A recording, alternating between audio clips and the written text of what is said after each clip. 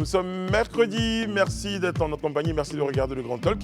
Je suis ce soir en compagnie de monsieur Élisée Boloubé. Bonsoir Élisée, comment allez-vous? Bonsoir Brice, je vais très bien. Et vous-même? Merci, ça va quand même mercredi. Monsieur Alain Toussaint, bonsoir, comment ça va? Bien, très bien. Vous êtes en face d'Élisée Boloubé. Oui. J'ai entendu dire que vos positions sont souvent diamétralement opposées, donc j'ai essayé de retrouver un diamètre. C'est ça. Moi, je ne suis pas très fort. Non, les positions très souvent proches plutôt. Rarement opposées, mais très souvent proches. Bon, après, on vous a... De temps en temps, il a des petits sobriquets. Oui. Un coucou à Willy, son groupe. J'ai bien compris. Donc, bonsoir, comment allez-vous, Daouda? Ça va bien, Brice, et vous? Ça va. Ça se voit. Ça se voit très bien. Merci beaucoup. On parlait de l'endimanchement bourgeois. Oui, je viens du, comme je le dis toujours, je suis un commis de l'État. C'est ça. Fier de l'être. Et fier, oui. Un grand commis de l'État. Madame Bleu, bonsoir, comment ça va? Je vais très bien. Très bien. Madame C'est Bleu en bleu. En bleu. Non, en fait, tu vois, il s'est arrêté là, c'était suffisant. Non, mais justement, comme je le connais, il fallait que je dise cela. C'est son répondeur. Non, je suis son perroquet, si tu veux. C'est pire. Il y a une expression comme ça qu'on connaît. Bon, ceci dit, les présentations étant faites, on espère que vous êtes bien installés. Les amis, le Guéry FC, vous connaissez. Bon, sinon, c'est un club de football situé à Gagnois, dans le centre-ouest de la Côte d'Ivoire. Particularité, eh bien, ce club-là a été racheté, on l'apprend de nos confrères Jeune Afrique, a été racheté par le ministre d'État, ministre de la Défense, Ténébrahima Ouattara. C'est un achat qui ont été facilités donc par l'ex-vice-président de la Fédération ivoirienne de football, présidé donc par M. Doumbia Kalifou. Bon, on n'a pas beaucoup d'informations concernant le montant de la L'idée, en transaction. fait, c'est que le ministre d'État a acheté, selon le confrère de Jeune Afrique, le ministre d'État Ténébrahima a acheté le club de D2. Ce club était détenu avant il était présidé par Doumbia Kalifou. Voilà. Et donc, c'est M. Sori Diabaté c'est M. Sori qui a facilité la transaction. Selon le canard panafricain, ils estiment que ces clubs-là, généralement, pour les acheter, le montant oscille entre 170 et 200 millions. Donc, même Jeune Afrique n'a pas le vrai montant. Voilà. Il faut le dire clairement comme ça. Bon, je pense que c'est une opération quand même assez intéressante. Déjà, je voulais rappeler que Guéry, c'est le nom du fleuve qui traverse la ville de Gagnoa. Très bien. Enfin, de ce qu'il en reste de ce fleuve, parce qu'avec le réchauffement climatique et également le manque d'entretien, il n'y a plus qu'un petit ruisseau à la place qui était quand même un fleuve qui parfois a connu même des crues. Et c'est juste au pied de l'église Sainte-Anne de Gagnoa, quand vous arrivez dans la ville, le petit pont sur lequel vous passez et juste en bas, c'est ce fleuve. Vous y connaissez. Voilà, donc ce club-là porte le nom quand même D'un fleuve de la ville. d'un fleuve emblématique, donc c'est une part quand même de l'histoire. Et Gagnoa, auparavant, on avait le Sporting Club de Gagnoa, qui lui-même a succédé à un club qui s'appelait les 11 Frères. Et donc, effectivement, aujourd'hui, quand on annonce le rachat de ce club et son éventuelle délocalisation vers une autre zone du pays, cela amène quand même interrogation. Mais je pense que c'est très important parce que le football, comme d'autres secteurs de la vie, sociale, culturelle ou économique, mérite quand même qu'on y investisse. Déjà pour le rachat, ok? Un mot sur le rachat? Oui, c'est un club qui avait besoin d'un nouveau souffle, certainement. Oui, qui a besoin de financement, qui est en deuxième division, je crois, l'une des poules de la D2, qui est en cinquième, la poule B. Voilà, cinquième du la classement, et qui regorge quand même d'un certain nombre de joueurs de qualité. Et il faut dire que Gagnoa, c'est d'abord le Sporting Club. Et la plupart de ces jeunes-là ont soit commencé au Sporting ou ont tenté même de jouer dans ce club de la capitale du fromager. Il dit c'est déjà une bonne nouvelle qu'on rachète le club comme ça. Bon, déjà une chose est sûre, hein, pour ceux qui ont encore la mémoire, si vous vous rappelez les années 90, le football ivoirien avait un certain quand même rayonnement parce que c'était détenu par des mécènes, des gens qui étaient derrière, qui soit étaient des hommes politiques ou des hommes d'affaires qui vraiment poussaient ces clubs-là et on voyait que ces clubs se rivalisaient. Donc aujourd'hui, trouver quelqu'un de la trempe du ministre d'État qui décide en tout cas d'investir dans un club de football, et je pense que en allant investir dans un club de football, ce n'est pas juste de maintenir une ambition de Ligue 2. C'est plutôt peut-être aller en Ligue 1 et pourquoi pas même essayer de conquérir l'Afrique. Donc, et cela nécessite bien évidemment des investissements. Aujourd'hui, on sait qu'il y a des grands groupes qui veulent souvent accompagner des clubs, mais qui ont très souvent besoin de savoir qui est derrière le club. Parce que ça aussi, c'est important pour la suite des investissements. Donc, c'est déjà une bonne chose qu'il ait le club. Maintenant, une chose est de l'acheter. Maintenant, une autre est de vraiment poursuivre un développement véritable de ce club-là pour permettre effectivement qu'il atteigne les ambitions pour lesquelles on l'a acheté, soit être un club qui trône dans l'élite du football ivoirien, un club, comme je le dis, qui titille quand même l'Afrique. Donc, c'est déjà une bonne chose. Maintenant peut-être la question... choix du club. Voilà, la question, c'est ça. C'est là maintenant la problématique. Pourquoi Guéry FC et non pas un autre club? Parce qu'il y en a Le Sacramoutou beaucoup. Sport de Bondoukou peut-être, ouais. Et puis même disons, dans la partie nord même du pays, il y a d'autres clubs aussi qui ont besoin. Aujourd'hui, je pense, peut-être ils ne cracheraient pas sur un rachat, en tout cas d'un tel montant. Mais moi, je vois un peu, certains peut-être me trouveront rabat-joie, mais je vois un peu une petite file politique dans l'affaire. Ah bon? Il y a une certaine volonté, moi je pense, de prendre pied quand même dans un environnement, mais dans un bastion qui est considéré quand même être une chasse gardée d'un adversaire, où aujourd'hui on se dit que l'une des manières de pouvoir pénétrer cet ancrage-là, c'est de pouvoir y investir, surtout dans un centre d'intérêt pour la population et pour les jeunes, notamment le sport, le football, qui pourrait quand même donner, je dirais en quelque sorte, une certaine assise, un certain visage, ou bien une certaine ouverture pour qu'on puisse entrer vraiment dans ce cercle qui semble être un peu fermé. Alors, moi, c'est vraiment une Mais mauvaise Daouda, par analyse. exemple, vous m'avez dit en petit là sur le plateau, vous allez me dire, il y a aussi une opportunité financière. Non, pour dire, il y a un club, on l'idée- se rend bien compte qu'il est peut-être en difficulté. C'est un bon investissement de racheter ce club. Quand on a certainement mené des études pour savoir que le club regorge de bons joueurs, mais peut-être que son ancien président est en difficulté, ça peut être juste une opportunité d'affaires. Pour moi, quand j'ai écouté Élysée concernant la fibre politique, je me dis, il est en train de faire du charlatanisme ici, sur ce plateau. Parce qu'on ne peut pas. Je viens. Charlatanisme. On ne peut pas rentrer dans la. Comment? Charlatanisme. Voilà. On ne peut pas rentrer dans la tête du ministre d'État pour dire pourquoi il achète un club. D'abord, pour moi, je pars du principe qu'il n'y a pas de chat à fouetter. C'est un homme politique, il a les moyens. Peut-être que le foot, c'est sa passion. Il a envie d'investir dans un club qui est en souffrance pour le faire monter en D1 et autres. Donc, je veux dire, chacun de nous a une passion.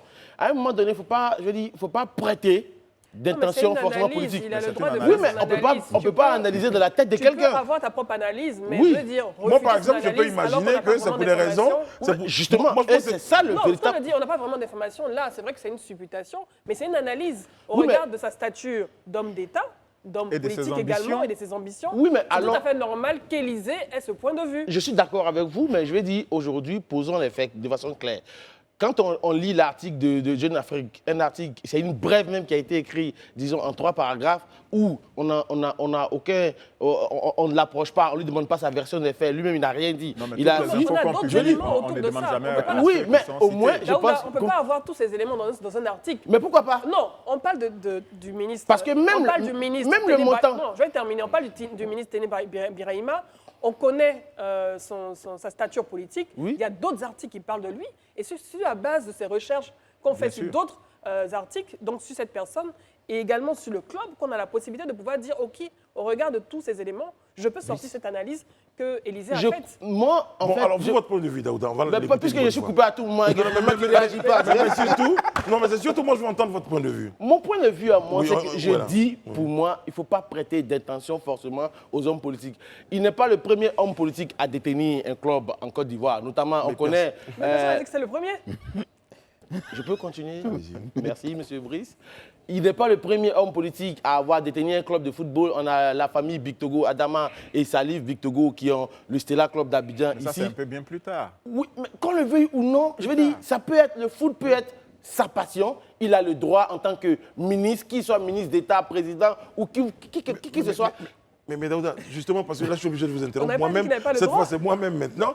Mais Daouda, la question, c'était l'analyse du choix du club, du rachat du club. Mais il pouvait acheter même le club à Valaré s'il veut. Mais maintenant- Dès l'instant qu'il estime que peut-être que c'est une opportunité de faire monter ce club en D1, il le fait. Donc, je note. Donc, Selon vous, Voilà. ça pourrait être une opportunité. pourquoi pas? Très bien, très bien. Merci, Daouda.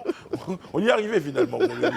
Madame Bleu. Non, moi, je vais surtout m'intéresser à l'aspect marketing, communication qu'il y a autour. C'est vrai que Élysée a fait une analyse sur l'aspect politique et ça, on ne peut pas le refuter. C'est possible parce que c'est un homme d'État, c'est un ministre également qui a une grande influence. Mais au-delà de ça, beaucoup d'hommes politiques, comme tu l'as si bien dit, s'intéressent également à au rachat de clubs sportifs. Pas pour les raisons qu'Élysée a évoquées. Bien sûr, pas forcément pour les raisons qu'Élysée a évoquées, mais on parle également d'hommes politiques, de personnalités également qui s'intéressent au monde du football. On parle également d'entreprises qui s'intéressent également au monde du football comme PFO qui a racheté Yamoussoukro FC. Et derrière tout ça, moi je vois vraiment l'aspect de pouvoir, d'une certaine manière, en plus d'avoir cette influence et également ce pouvoir, de pouvoir également avoir une assise et dans une région, mais également d'avoir une assise dans le monde du football à travers ce marketing. Parce que je suis une entreprise, j'ai la possibilité directement de faire ma propre promotion, ma propre publicité directement sur les maillots mais dans le cas présent, c'est un homme politique. Et derrière, de pouvoir asseoir mon image, de renforcer mon image, responsabilité sociétale et tout, ce babillage qu'on met autour. Mais je trouve que c'est vraiment intéressant pour le dynamisme du football de voir de plus en plus de locaux s'y intéresser. Et j'espère qu'il y aura également d'autres, peut-être des milliardaires. Mais moi, mon souhait, je vous promets, dans le même sens que vous, en des fait. Des personnalités comme toi, pourquoi acheter un club. Mais, s'il vous plaît, on termine là-dessus. L'idée, moi, pour aller dans le même sens que toi, mon souhait le plus ardent aujourd'hui, c'est de voir d'autres hommes politiques s'intéresser au football local quand on sait que ce football local même est en souffrance. Donc, je veux dire, même s'il y a des hommes politiques qui avaient envie d'acheter un club, quand ils entendent le genre de réflexion où on va analyser l'achat d'un club. Je viens, Madame Bleu, vous permettez que je termine. En fait, je veux dire, si on analyse l'achat d'un club sous le prisme de calcul politique, ça ne va pas donner l'envie à certaines personnes d'acheter des clubs. Il faut souvent calculer de façon simple. Il n'y a rien de politique. Élysée, ça fait 30 secondes que vous cherchez là. Mais je suis même surpris parce que, déjà, il est bon de faire des précisions.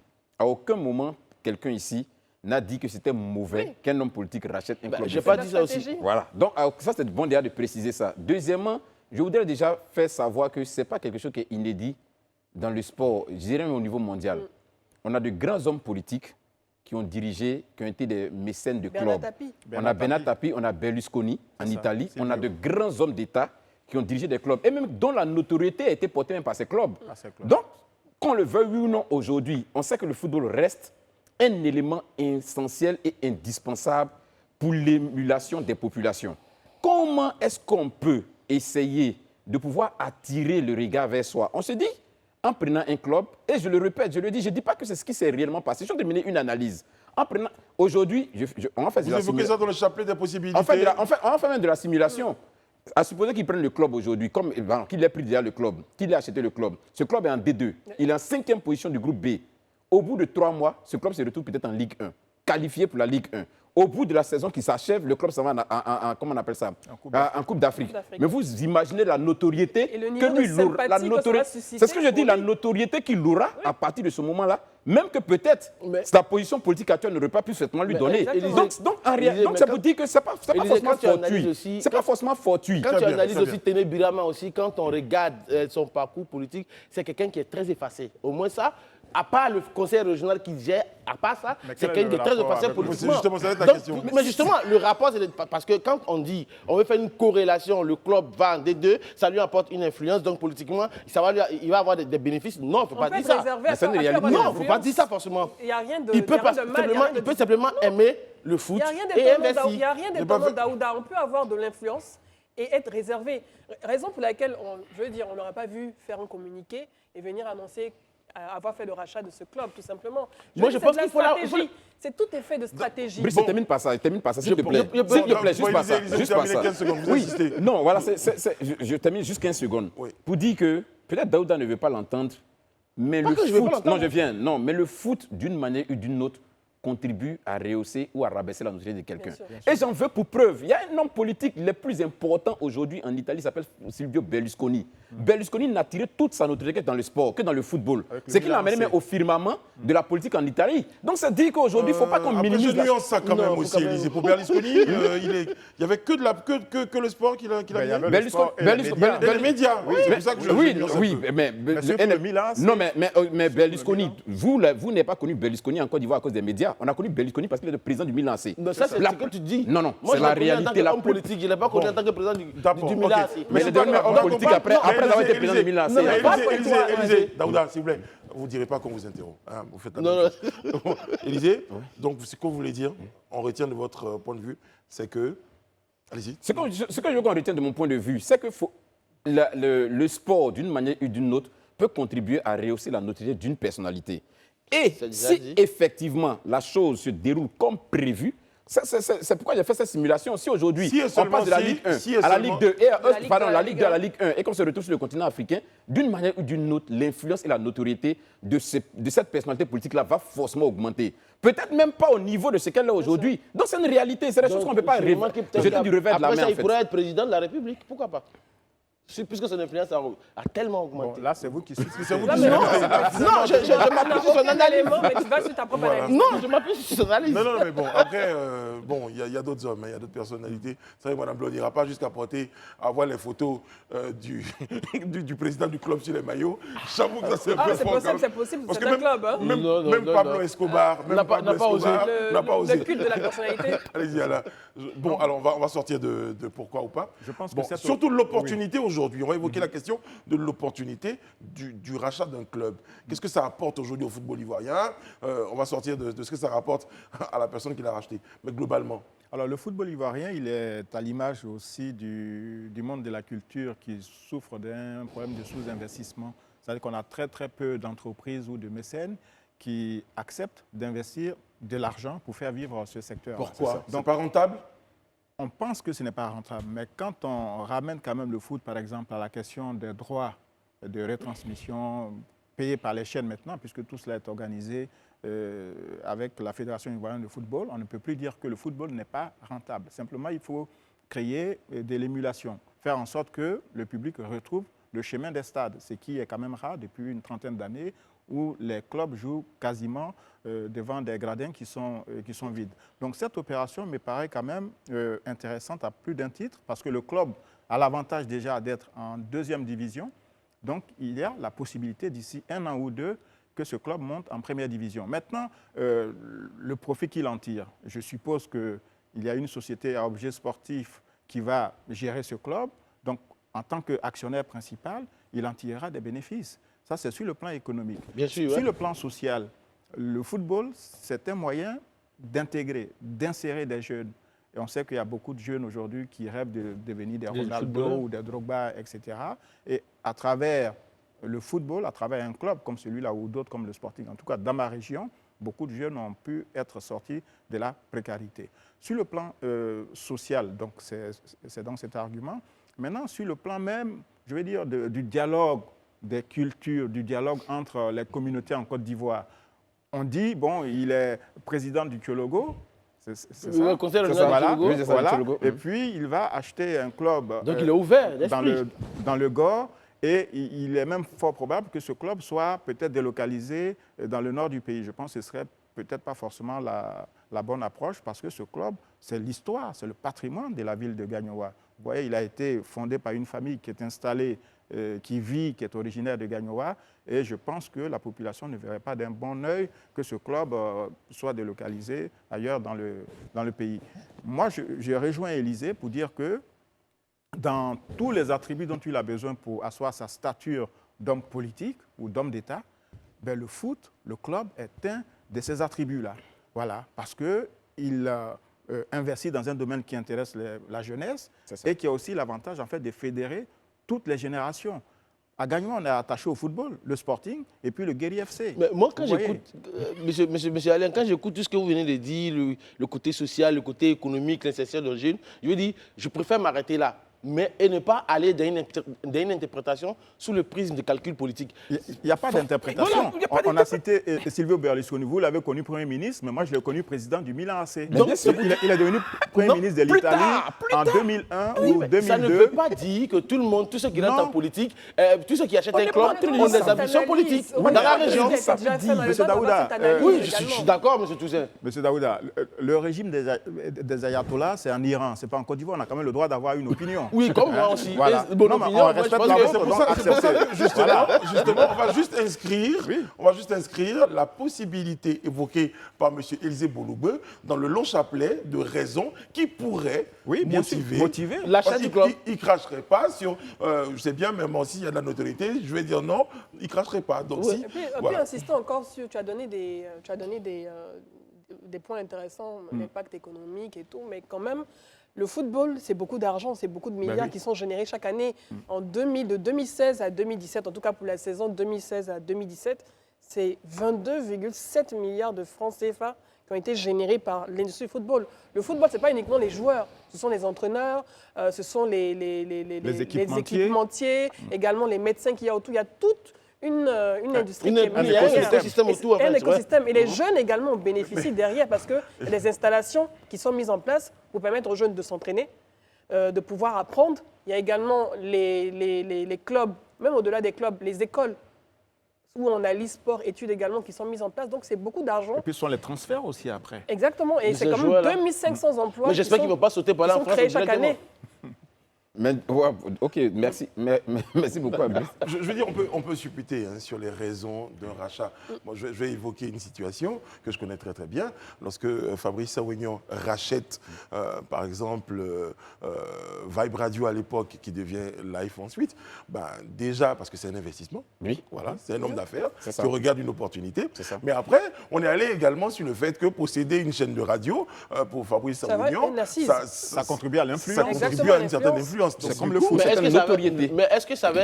Pour moi, en fait, l'influence, c'est tout à fait normal. Il faut qu'on soit d'accord dessus. Mais là où il y a un bémol pour moi, je veux dire, il ne faudrait pas qu'on colle ça à une influence forcément politique. C'est tout. Je veux dire, ça peut être... Tout le monde ici a envie d'avoir de Mais l'influence l'influence, quelque part. elle est partout. Si vous êtes propriétaire d'un club de foot, par exemple à Gagnoa, vous avez forcément une influence dans le milieu politique parce que le maire...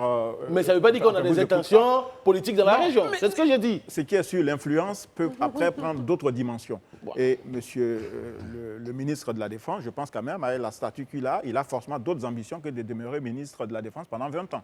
Hein. Donc je pense que le foot, on l'a dit tout à l'heure, C'est un tremplin pour lui. des attributs, voilà, c'est un tremplin pour lui pour travailler son image. Moi, je pense et- qu'on voit comment le et football sa se développe notoriété. dans le monde aujourd'hui. Hein. Quand on voit un peu tous ces investissements faits dans le monde, surtout venant de la zone arabe, c'est-à-dire que du pays, du monde arabe, je me dis que c'est une aubaine si on a des attaches avec cette partie du monde. C'est une aubaine d'acquérir un club de football. Ça peut être une opportunité d'investissement, de flux massif même, je dirais, d'investissement dans un club.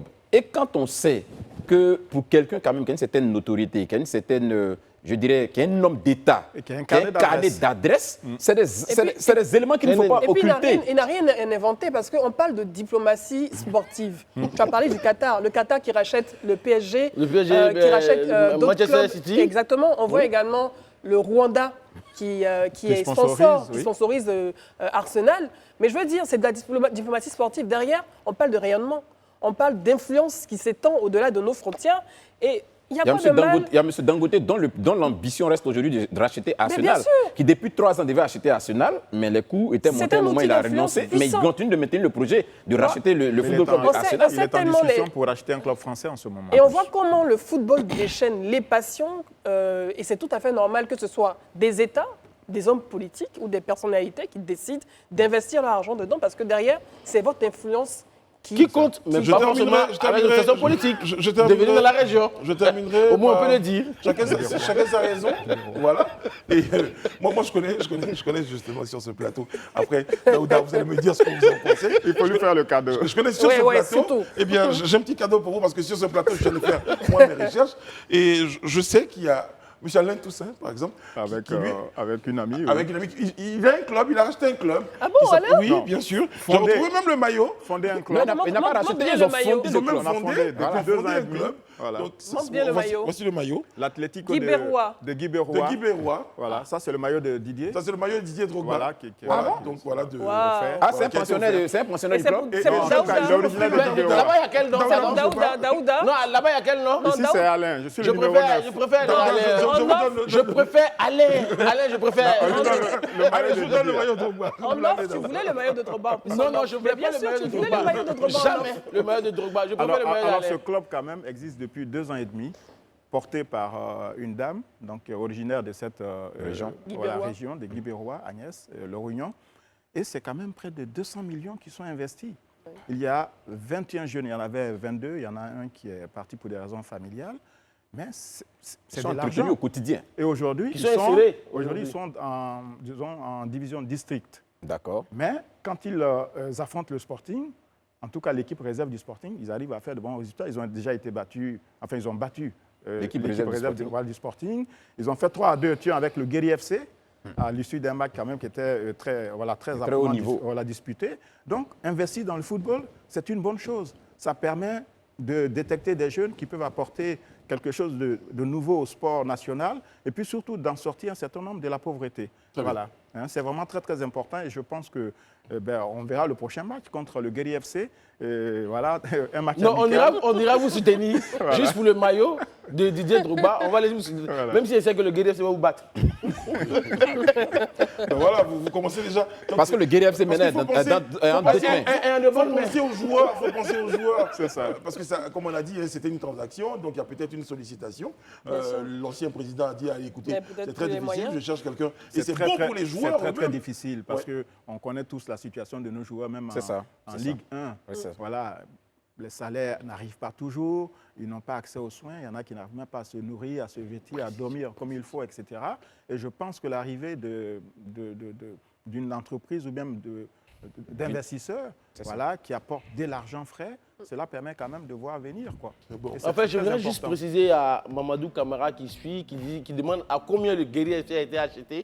Comme on l'a dit dès l'entame, l'achat d'un club de D2, ça varie de 170 à 200 millions. 210 millions. Voilà, on n'a pas de montant fixe. Donc il faut rester dans cette fourchette-là. Voilà. C'est ce que dit l'article de presse.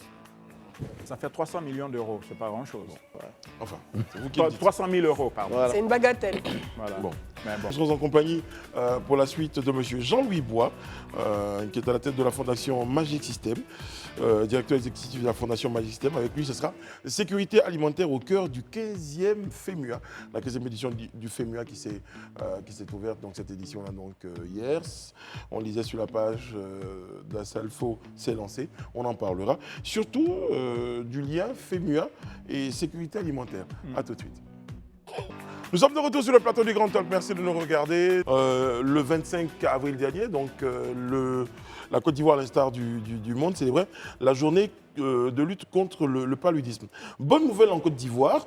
Eh bien, mon cher Daouda, on est passé, je vais sur les chiffres, en 2020, le nombre de décès, déjà bien avant, la Côte d'Ivoire enregistrait 3222 décès liés au paludisme. Sur 3 millions, plus de 3 millions de cas. En 2017. En 2020, on est passé à 1316. Sur 980 000 malades. C'est ça. Et aujourd'hui, on a 6 000 cas de paludisme, dont 11 décès.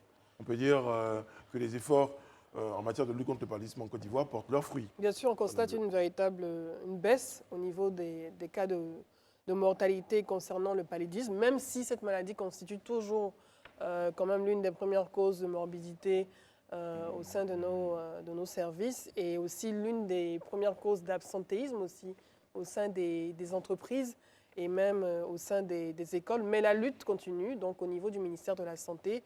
Et pour cette journée commémorative donc, qui a eu lieu hier, il y a eu une séance de consultation, mais aussi de sensibilisation qui a été organisée par le centre de santé urbain à base communautaire d'Azito, donc situé dans la commune de Yopougon, qui a été également soutenu par l'entreprise Azito, qui a tenu à travers cette journée à parler de cette maladie et surtout à insister sur la thématique.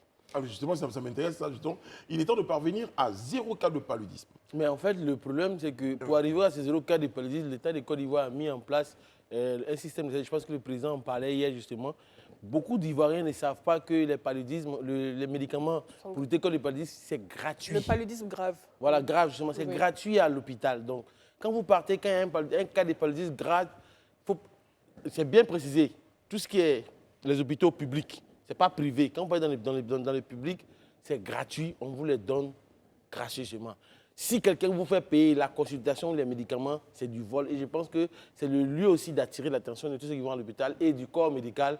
Franchement, pour pouvoir lutter, pour atteindre le 0 cas, il faut que chacun fasse preuve d'incivisme à ce niveau-là. Donc c'est bien de rappeler qu'en plus d'avoir ce traitement du paludisme grave qui est gratuit dans nos centres de santé urbains et nos CHU, nos hôpitaux publics, le paludisme, donc le diagnostic du paludisme est gratuit pour les enfants de moins de 5 ans et pour les femmes enceintes également. Bon, ok. En tout cas, déjà, on est sur un docteur Kwaku Nouaman, donc point focal paludisme du district sanitaire de Yopougon. La lutte contre le paludisme engrange des résultats satisfaisants, on l'a vu, hein, avec une chute drastique des cas de mortalité. Donc, on va dire. On est quand même passé de 2011 à 7400 cas de décès. Oui. Et à près de 3000 en 2020. Donc, il y a une véritable... C'est le lieu aussi de dormir sur des moustiquaires imprégnés, C'est très important. de nettoyer près de chez nous, d'éviter de jeter des ordures, des petits étangs d'eau, ce n'est pas nécessaire. Ça aussi, ça lutte contre le paludisme. Ça commence par chez nous-mêmes. Et surtout d'éviter l'automédication, c'est très important, Ouais. éviter l'automédication. Les médicaments, comme on l'a dit, sont gratuits également pour le paludisme grave. Vous avez la possibilité de vous rendre dans un centre de santé urbain, public, et de pouvoir vous faire traiter gratuitement. Je veux insister sur le point de l'automédication. Hein, Oui, parce qu'en Afrique particulièrement, en Côte d'Ivoire, tous les mots sont liés au paludisme. Je ne me sens pas bien, je le palud. J'ai mal à la tête, je le palud. Il s'en va à la pharmacie, il achète 2-3 médicaments.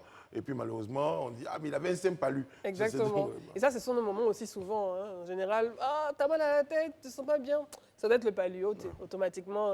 Mais souvent, souvent même quelqu'un te dit « J'ai le palud ». Après, quand on fait les examens, c'est la fièvre typhoïde. Exactement. Et le temps qu'on se rende compte, c'est déjà trop tard. Tout c'est il y a trop tard en fait. Voilà. Très bien. Allez, on a fait le tour. Hein. C'est déjà... Et n'oublions pas qu'il y a un vaccin qui existe. Qui existe, mais qui a été lancé par l'OMS. Mais il y a également un autre vaccin, beaucoup plus amélioré, qui est en cours d'analyse, d'élaboration, et qui a été mis en place par l'Université d'Oxford. Ah oui, contre le paludisme. Oui, contre le paludisme. C'est une bonne nouvelle, ça. Avec beaucoup de plaisir, hein, nous recevons à présent notre invité, l'invité d'entretien Grand Talk, Monsieur Jean-Louis Bois nous rejoint sur le plateau du Grand Talk. Il est directeur exécutif de la Fondation Magic System. On le sait, la 15e édition du FEMUA sur le thème sécurité alimentaire, au cœur de cette 15e édition du FEMUA. Monsieur Jean-Louis Bois, bonsoir. Merci d'être présent sur le plateau du Grand Talk. Bonsoir Brice. Merci de me recevoir. Très très bien. Alors, d'aucuns se sont interrogés quand même sur le thème de cette 15e édition du FEMUA. Un FEMUA qui s'intéresse à la sécurité alimentaire. Qu'est-ce qui a motivé les organisateurs du FEMUA à s'orienter vers le choix de ce thème? Merci beaucoup Brice. Déjà, il faut comprendre que le FEMUA, à l'origine, c'est un festival musical, donc culturel, qui a décidé donc de s'attaquer à une cause noble. Et depuis bientôt 8 ans, à chaque édition, est associée une thématique d'actualité et de développement. C'est dans cette dynamique que nous avons choisi le thème donc, de sécurité alimentaire et d'agriculture durable au regard donc, de l'actualité mondiale, hein, parce qu'aujourd'hui, la Côte d'Ivoire, où le monde entier a connu la crise de la pandémie Covid-19, qui a montré que nous n'étions pas vraiment en sécurité du point de vue alimentaire, et également la guerre russo-ukrainienne, qui nous montre évidemment que l'Afrique n'est pas à l'abri, parce qu'on a vu nos chefs d'État aller jusqu'en Russie pour pouvoir négocier des couloirs pour faire venir du blé, et cela est inquiétant. Mais ce ne sont pas les seules raisons, parce que les changements climatiques aussi, avec les terres qui s'assèchent, nous ont convaincus donc, de choisir ce thème. Et aujourd'hui, avec la voix des artistes, on se dit que c'est un moyen... C'est justement la question, avec ce thème-là, c'est comment le FEMUA entend participer et contribuer à la exactement, on est dans un festival musical de nature. Et puis là, comment est-ce que dans ce festival musical, on arrive à aborder de telles thématiques et à les faire comprendre, effectivement, c'est dans quel cadre? Une question, c'est ignorer un peu le rôle de l'artiste. Parce que l'artiste aujourd'hui, et c'est à ça qu'il faut que le dise si bien, n'est pas celui qui ne fait que danser ou fait chanter, c'est celui qui utilise sa notoriété pour la mettre au service d'une cause noble. Et aujourd'hui, vous voyez, quand on associe une telle thématique au FEMUA, ce n'est pas forcément à travers des chansons, même si les chansons y contribuent, même si sur les scènes, les artistes lance des messages, mais ça. nous avons des rencontres thématiques. Ok. Nous avons Des panels, des un ateliers. volet, un Ok, volet d'accord. scientifique au cours duquel nous avons des rencontres scientifiques, des rencontres d'échange avec la contribution d'experts. Parce que les artistes ne sont pas outillés forcément en la matière. Nous abordons tellement de thématiques, mais nous faisons appel à la contribution d'experts. Nous faisons appel aux membres du gouvernement qui travaillent sur cette thématique-là de manière plus précise. Pour cette thématique, nous avons bénéficié de la contribution du ministère en charge de l'agriculture, du ministère en charge des ressources animales et halieutiques, du ministère en charge de la bonne gouvernance, parce que quand on parle d'agriculture durable, on parle de sécurité alimentaire, il faut aussi voir du côté de la gestion du foncier, parce qu'il y a des querelles, il y a des questions de droit et même aussi de l'implication des femmes. Donc toutes ces notions-là sont développées par des experts et surtout en mettant un accent sur l'implication des jeunes. Alors, parce que allez-y. on le dit un peu partout désormais, j'ai suivi un peu J'ai vos même envie de actualités. dire à quel moment, je me disais à quel moment on allait parler de jeunes. Et Mais on écoutez, en parle. non, effectivement, cette tribune-là, nous l'avons baptisée Carrefour Jeunesse. Parce que le FEMUA, c'est également un carrefour où la jeunesse se retrouve. Et cette jeunesse qui vient pour festoyer, pour participer à la fête, se retrouve également pendant le festival pour échanger. À travers les images même qui défilent sur vos écrans, vous pouvez constater que ces jeunes-là se retrouvent à travers donc, des ateliers de réflexion, des panels et contribuent. Ils ne viennent pas seulement pour écouter les experts, mais ils apportent également des solutions. Ils font des propositions. Parce que parmi ces jeunes, il y a des modèles de réussite. Des jeunes qui ont utilisé par exemple des TIC, donc les nouvelles technologies pour pouvoir aider à commercialiser les productions agricoles. Des jeunes qui utilisent par exemple des drones pour pulvériser par exemple des plantations. Il y a toutes ces initiatives-là, des jeunes qui produisent du riz. Et ceux-là, au cours de ce FEMUA, viennent exposer et partagent leur expérience pour inciter d'autres jeunes à leur emboîter le pas. Alors, les jeunes seront certainement les acteurs pour atteindre la sécurité alimentaire, mais pour y arriver, il faut travailler la terre. Est-ce que vous avez le sentiment que les jeunes s'intéressent au travail de la terre? Est-ce qu'ils s'intéressent à la terre? Mais c'est tout le sens de ce FEMUA. Nous l'organisons pour inviter les jeunes à s'engager davantage. Parce que c'est l'année de la jeunesse, certes, mais il y a beaucoup de programmes qui doivent permettre de pouvoir effectivement mettre en œuvre pour réaliser, je veux dire, faire effectivement de cette année une année dédiée à la jeunesse. Donc, quand on invite les jeunes à s'engager, nous lançons également un appel aux dirigeants, à nos autorités pour effectivement les accompagner. Parce que les jeunes veulent bien. D'après les sessions que nous avons eues aujourd'hui, les jeunes ont posé tellement de questions sur leur réelle volonté de pouvoir contribuer à garantir la sécurité alimentaire, mais les moyens, les connaissances, l'accompagnement. oui, l'accompagnement, mais ce n'est pas que les moyens financiers. Parce que, tenez-vous bien, nous avons échangé avec des jeunes producteurs de riz. Le riz local en Côte d'Ivoire coûte malheureusement plus cher que le riz importé. Et pour la petite histoire, nous avons lancé une caravane à l'occasion donc de la Covid pour pouvoir aider les populations en détresse. Mais nous avons été approchés par des jeunes producteurs de riz qui les commercialisaient. Mais quand on a regardé nos ressources par rapport au nombre de personnes qu'on devait pouvoir assister, on était incapable de pouvoir utiliser ce riz local-là de meilleure qualité parce que ce riz-là était au-delà de nos budgets. Donc, je profite surtout de votre plateau pour lancer un appel à nos dirigeants pour, si ce n'est pas encore fait, subventionner, par exemple, la production de riz.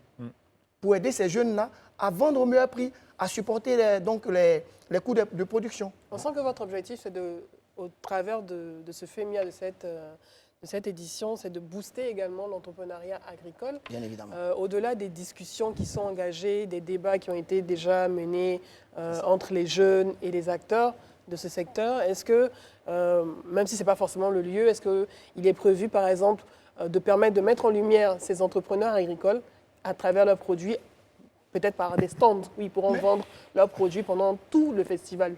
Merci beaucoup de revenir là-dessus parce que je l'ai mentionné. Il y a des stands d'exposition qui sont installés sur le site du FEMUA, aux côtés donc des partenaires commerciaux qui accompagnent le FEMUA. Donc sur ces stands-là, ces jeunes ont la chance de voir des décideurs venir vers eux, découvrir ce qu'ils font. Et ils ont l'occasion aussi d'approcher d'éventuels partenaires pour créer des synergies de collaboration. Et ça, il y a des stands, et je l'ai dit, ceux qui y exposent, ce n'est pas que des entreprises, c'est également des jeunes modèles. Voilà, des jeunes modèles de réussite. J'ai cité des jeunes qui ont utilisé donc les nouvelles technologies pour pouvoir aider à commercialiser les produits agricoles, il y a également des jeunes qui produisent du riz et ils exposent. Il y a des dames qui sont venues aussi, qui sont donc dans des coopératives agricoles, qui sont là. Et c'est de belles expositions, voilà, auxquelles je vous invite à aller visiter. Ok, d'accord. Concernant les thématiques abordées au FEMUA, que ce soit celui de cette année ou les éditions précédentes, j'ai envie de savoir, est-ce que vous créez juste le cadre d'échange ou bien c'est un mécanisme qui est mis en place qui suit l'évolution de ce que vous avez implanté dans les esprits et dans les cœurs? C'est-à-dire, est-ce que quand on finit d'avoir ces échanges avec des jeunes, il y a un mécanisme qui est mis en place de sorte qu'une année plus tard, on puisse faire le bilan de ce qui avait été fait au niveau du FEMUA? Mais je me permets de sourire parce que vous êtes réellement dans mon esprit et cela me fait vraiment plaisir. Vous savez, au FEMUA, on a décidé de ne pas aborder des thématiques de manière ponctuelle. C'est ça. Hier, quelqu'un nous disait que, mais attends, vous étiez dans les secrets des dieux. Parce que dès que vous parlez d'entrepreneuriat des jeunes et d'employabilité des jeunes, d'entrepreneuriat et d'employabilité des jeunes, le président de la République dédie l'année 2023 à la jeunesse. Mais pour vous dire que quand le président de la République le fait, nous, bien avant, nous étions déjà dans la vision. Et on ne s'arrête pas là. Ces jeunes que nous avons sensibilisés à s'engager davantage dans l'entrepreneuriat ou à être compétents pour être employés, ces jeunes-là, nous avons, grâce à nos partenaires, mis des mécanismes en place. L'agence emploi jeune qui nous accompagne sur le festival a permis de recenser des jeunes porteurs de projets qui seront financés. Et ceux-là, on va, au cours d'une cérémonie, leur remettre leurs différents chèques pour qu'ils puissent effectivement se mettre à leur propre charge. Beaucoup de jeunes ont pu avoir des stages. Et ça, c'est des choses, après le FEMUA, que nous suivons. Et cela, effectivement, fait partie des points importants sur lesquels... Est-ce qu'on ne pourrait pas craindre que ces appuis soient juste ponctuels? Parce que pour la sécurité alimentaire, c'est une politique au quotidien, c'est une vision, c'est une stratégie. Ces jeunes-là vont peut-être se mettre en œuvre quelques projets, mais est-ce qu'on a les moyens aujourd'hui de les accompagner de manière durable sur un quinquennat, voire même une décennie? Ces appuis ne sont pas ponctuels dans la mesure où, quand on parle de plaidoyer, parce que l'artiste, quand il lance le message, c'est une invitation. Et à côté de cette invitation, il faut donc passer à l'action. En passant à l'action, nous donnons le ton. Et après, il faut emboîter. Une chose est sûre, on ne peut pas prétendre répondre à la préoccupation de tous les jeunes, mais en le faisant, les quelques jeunes que nous accompagnons grâce à nos partenaires, nous les suivons et nous serons heureux de revenir 5 ans plus tard, venir voir ce qu'ils ont pu réaliser. Donc, le message, nous le donnons, par exemple, sur la sécurité alimentaire et l'agriculture durable, mais c'est lancé, c'est une dynamique.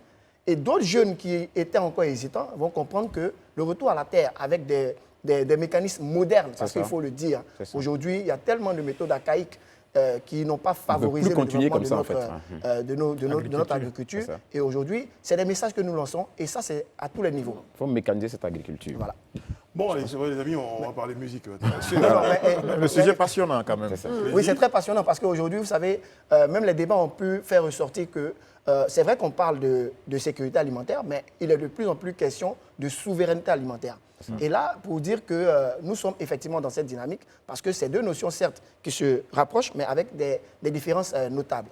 Parce qu'aujourd'hui, on parle de souveraineté alimentaire parce que c'est un droit dont veut disposer les États de pouvoir produire ce qu'ils consomment. Ce qu'ils consomment, mais selon leur propre modèle. Je parlais de musique, mais on va parler quand même, éventuellement on parle de musique dans une minute. On parle financement quand même. Oui. Ce chantier titanesque-là que vous abordez à chacune des éditions, on a envie de dire comment se fait le financement finalement? C'est une excellente question, parce que pour information, l'entrée au FEMUA est entièrement gratuite. Et le financement se fait grâce à nos nombreux partenaires qui nous font confiance. Et à leur tête, l'État de Côte d'Ivoire. Je me rappelle que ça a essayé, ça fait un petit bruit, je dirais. Oui, parce que ça a été inscrit dans les lignes budgétaires de l'État. Et cela, pour éclairer la lanterne des uns et des autres, c'est un projet aujourd'hui qui contribue au développement. Parce que nier cela, c'est dire que la culture n'a aucun impact sur le développement de nos nations. Aujourd'hui, quand on parle de soft power, c'est la culture qui est ce véhicule-là qui permet de vendre l'image de nos différents pays et de pouvoir mobiliser des ressources à l'international. Donc, nous remercions au passage nos différents partenaires, en passant par les entreprises commerciales aux institutions. Et je pense Quel est le budget du FEMUA? Le budget du FEMUA, c'est vrai, on ne va pas parler forcément chiffres, mais je peux vous garantir que le FEMUA mobilise énormément de ressources. Parce que quand on parle de billets d'avion, On est en milliards. de prix... Dites-le sans langue de bois. Non, je le dis. Mais je peux vous rassurer, c'est beaucoup, beaucoup d'argent. Mais en termes de vous savez, retombées, c'est vrai qu'on Oui, mais on dégage beaucoup, mais en termes de retombées, c'est vrai, au-delà du véhicule de développement que ça constitue, en termes de chaque retombées. année, le FEMUA permet de construire au moins une école. Cette année, Ok. 2 écoles primaires sont prévues à Boaké et à Badikar. Ça, ce sont des retombées notables. Et ça, c'est la colonne vertébrale du FEMUA. À quand l'inscription de Pogouin sur la liste des bénéficiaires? Pogouin, c'est mon village en fait, c'est dans Pogouin. l'ouest de la, C'est ouais, c'est dans l'ouest de la ton Côte village. d'Ivoire. Ok, Faut l'inscrire. il faut exprimer déjà le besoin. Il Et l'a on va exprimé là, je l'analyser. l'exprime maintenant. Ok, c'est bien Il noté. faut l'écrire, Élisée. Il faut Merci l'écrire, Élisée. Bon, allez, on parle musique. Hein. Non, on va revenir quand même, les amis, Il on parle insiste, musique. hein, Brice. Pour cette 15e édition, oui, il faut quand même, parce que c'est quand même le FEMUA, c'est le festival donc, des musiques urbaines d'Anoumambo. Une affiche, une belle affiche. Les programmations, donc les spectacles ont commencé. Oui, les spectacles ont commencé parce que les gens souvent font une petite confusion. Le FEMUA, c'est vrai, c'est 12 têtes d'affiche, mais une centaine d'autres artistes qui prestent sur la scène du village du FEMUA. Et depuis hier, mardi, 25 avril, sur la scène du village du FEMUA, des artistes se succèdent. Donc, les grands concerts vont débuter très bientôt. Et pour dire que c'est une affiche très riche et même variée, parce que nous avons des artistes qui nous viennent de la France, on parle de Booba, on parle de Singila, on parle de Safarel Obiang, on parle de KS Bloom. Et tous ces artistes-là donc, viendront égayer et surtout passer des messages en rapport Et il y a avec la thématique. une étape décentralisée qui se fera à Boaké. Oui. Pourquoi Boaké? Boaké, parce que vous savez ce que Boaké a subi. Et aujourd'hui, en passant par la culture, c'est une façon d'accompagner les efforts donc, de l'État de Côte d'Ivoire, des autorités locales, dans la dynamique donc, de redonner à Boaké son lustre d'antan. On a vu que le Togo est le pays invité d'honneur, c'est ça? Effectivement, le pays invité d'honneur, c'est le Togo, au regard donc, des liens historiques et de l'excellence des rapports entre nos 2 premiers présidents. Et aujourd'hui, avec ce que nous avons pu constater, la médiation qui a pu voir la libération de nos 49. Mais M. Bois, vous avez parlé de jeunesse tout le long de votre interview. C'est ça. Mais on a vu que dernièrement sur les réseaux sociaux, il y avait la crise des data. C'est ça. Il y a des jeunes qui sont levés. Comme M. Salif ne veut pas parler de la crise des data, on va boycotter. Qu'en est-il aujourd'hui? Mais vous savez, souvent, on le dit, ce n'est pas tous les habits qu'on met au soleil. Hein? Pourquoi? Parce qu'il y a un travail qui se fait. Salif Traoré, aujourd'hui, est une icône. Et il ne prend plus, je veux dire, le position risque d'intervenir n'importe comment sous l'effet de l'émotion. Ce genre de sujets sont d'une importance au point où, pour les régler, il a cette chance ou ce privilège de parler directement à ces dirigeants-là, aux décideurs. Vous êtes sans ignorer que le sponsor leader du festival, c'est l'une des compagnies téléphoniques leaders, hein, n'est-ce pas, de Côte d'Ivoire. Et il parle directement avec eux. Donc ça ne sert à rien de venir s'exposer sur les réseaux sociaux pour donner l'impression qu'on suit la mouvance populaire. Mais est-ce que ça servait à quelque chose aujourd'hui, sachez de que... répondre sur les réseaux sociaux Oui, aussi mais comme ça? Non, ces réponses, vous savez, vous le connaissez. Oui, c'est c'est une juste pour façon faire de la de répartie. voilà, c'est une sorte de la Éditoriale. répartie. Voilà, c'est Et une vous le satire. savez très bien. Et les jeunes, Ils adorent les ça. internautes adorent cela et l'amènent même à réagir ainsi. Mais sachez que ce n'est point méchant. Et il a mené le combat comme il le faut. Les résultats sont là. Même si ce n'est pas encore définitif. Mais aujourd'hui, vous voyez ce qui est en train d'être fait. Et Et c'est en pour le plus, bonheur des il a consommateurs. conseillé économique et Il est social. conseiller Donc, économique et il a social. Donc, effectivement les circuits il y a pour tellement parler. de plateformes. Très bien, et c'est Qui pas sait, juste les réseaux sociaux. qui sait si la prochaine édition du FEMUA ne va pas aborder cette thématique? Qui sait Les jeunes et l'inclusion. Mais il était important Monsieur d'en parler quand Jean-Louis même. Bois, Non, bien merci. sûr, on en parle. Merci beaucoup d'avoir été sur notre plateau. Bon, on sera tous le FEMUA. On a commencé à y être depuis hier. Le FEMUA, c'est du 25 au 30. Donc, vous avez le temps d'assister à des spectacles et surtout de participer les conférences. aux conférences. Il y a un volet très scientifique à la chose. Et le FEMUA s'ouvre dès 9h. Parce qu'il y a un village gastronomique, il y a eu le FEMUA Kid aujourd'hui. Donc, vous pouvez passer toute la journée et même toute la nuit. Mais pensez sur à le nous, site. les anciens. Souvent, les concerts sont un peu trop tard. La programmation est variée. Les concerts, il y en a pour tous les âges, pour toutes les générations. Et pour toutes les heures. Et les anciens, c'est l'après-midi, alors. On a été Je vous dis que nous, à partir de 9 heures. d'être en votre compagnie. Merci beaucoup. On vous donne rendez-vous demain sur ce même plateau, Inch'Allah, pour notre numéro du Grand Talk. Que Dieu veille sur vous, que Dieu veille sur la Côte d'Ivoire. Et plein succès au FEMUA 15. Merci.